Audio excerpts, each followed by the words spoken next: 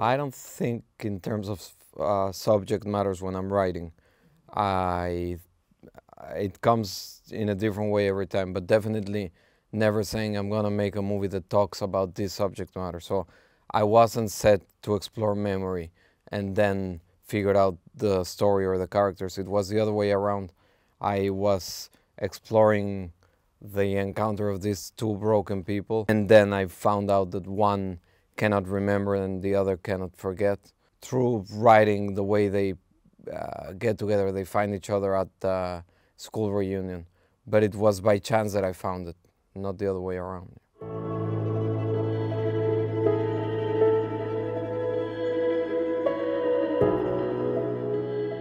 It mostly comes from the script and, of course, picking the correct actor. They both read the script before we met the first time, and they explained me the reasons why they wanted to make the movie and what they saw in the characters, what they thought they could portray, how to play it, how to approach it. And I give the actors a lot of room, a lot of space. Peter would talk to me a lot about his uncle that suffered dementia. Jessica told me a lot of personal stuff about her upbringing, that it wasn't very easy. But to be honest, I let him figure it out, and I like hiring clever actors that will do that.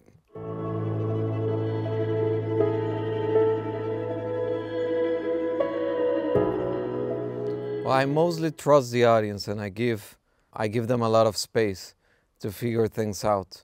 I'm not chasing, cornering the audience into saying you have to feel this or you have to think in a certain way. That's why I'm not using like a close-up and music and over dialogue scenes. I'm trying to do the opposite, to strip everything and to take a certain distance and provide a point of view that, of course, is my decision where to place the camera. But through making that decision, I let the audience wander around and decide what they're seeing, and hopefully there can be ambiguity and a lot of space again for emotion, but true emotion that's developed by the audience, not dictated by artificial means, the way they are usually chased around in cinema.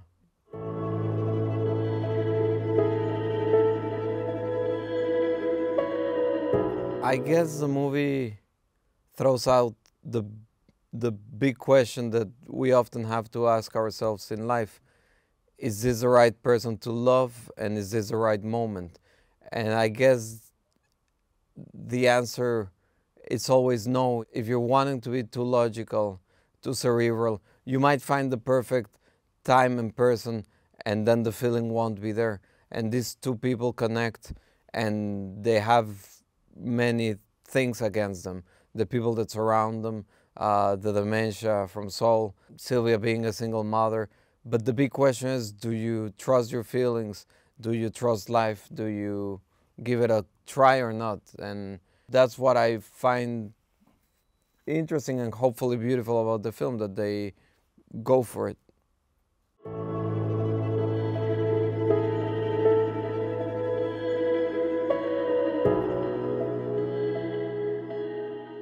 Well, again, I'm not thinking in terms of topics.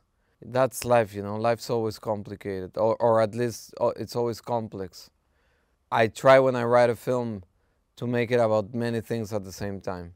I'm very much against this idea that a film should be described in 2 lines, that you should find an easy like pitch or summary for it. I think that's absurd, because if that's the case, why invest 2 hours of the audience? It should be multi-layered, and then it's never that easy. So many things are happening at the same time, hopefully, and I'm not working from the logic when it comes to subject matters. I'm always mixing things, and I move by instinct, not that much by logic.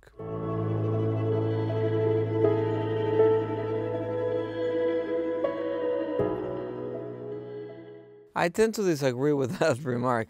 I think my work has been misunderstood to a certain degree. I mean, No Order, of course, is very radical, but to say that Sundown or Chronic or After Lucia are are with less sensitivity or with less of a heart, to put it on those terms, I strongly disagree. What could have more of a heart than Tim Roth's character in Chronic? Then again, it's true that I was in a more peaceful place when I wrote Memory, personally. I'm trying to make a film, not necessarily every year as a rule, but to make films that reflect where I am.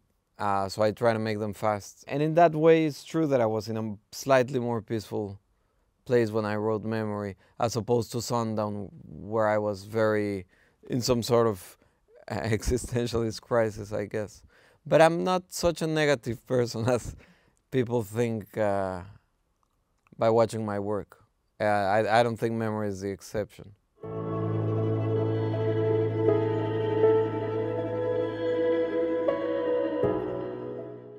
Well, I don't know how to answer that other than saying that for me, these are two broken people. And most people are broken, even if they try to pretend socially or in social media, which is ridiculous, how perfect their lives are.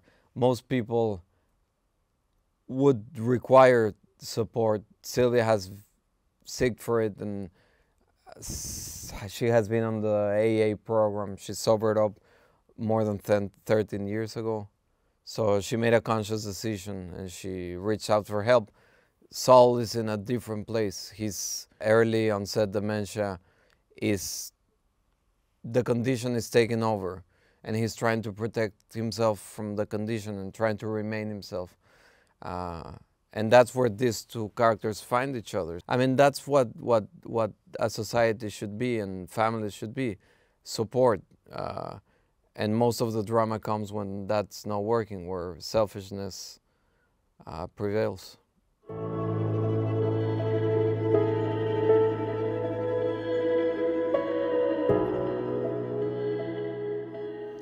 The way I work when I tackle certain specific conditions or subject matters is I do a very small research, very, very limited. Then I write the story out of my intuition. And once it's written, I do an extensive research and I hand it out to people, to experts. And I ask them, and I do research myself to make sure that it works. In this case, my instinct was right, and the way I was depicting early onset dementia made sense. I'm not trying to make a treaty about dementia, you know. The film's not about dementia. The film's about Saul and Sylvia. First research to very extensively, that would limit the cinematic devices that I could use, I'm afraid.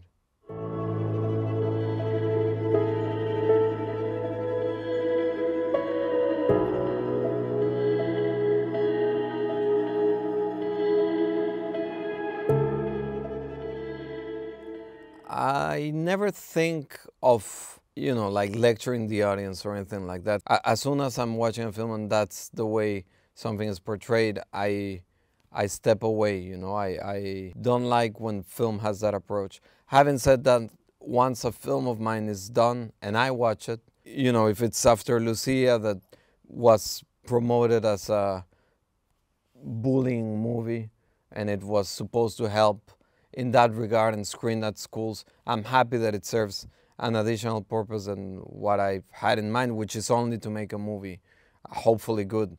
And making something cinematic and good is already a complicated task on its own. So in this case, when I watch a movie, I guess all I can think about is, you know, something around being kind to people and not judging at first hand, something like that. But you know, I'm never trying to lecture the audience.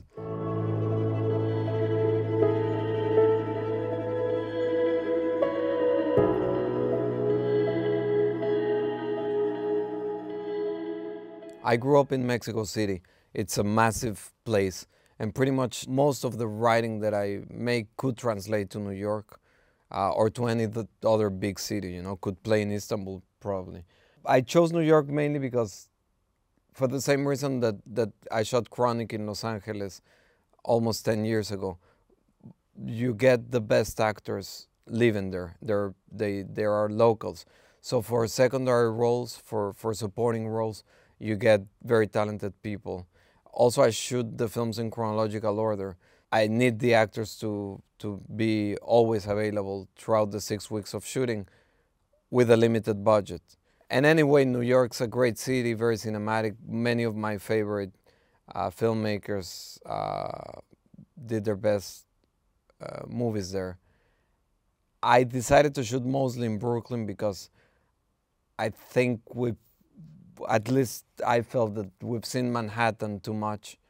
And anyway, I'm an outsider. I'm not an expert on New York. So I ended up shooting in Brooklyn, which makes sense because Sylvia, I always make the decisions trying to make it real. And anyway, with her limited income, Sylvia wouldn't live in Manhattan or anything like that. So it made sense to find her a place in Brooklyn.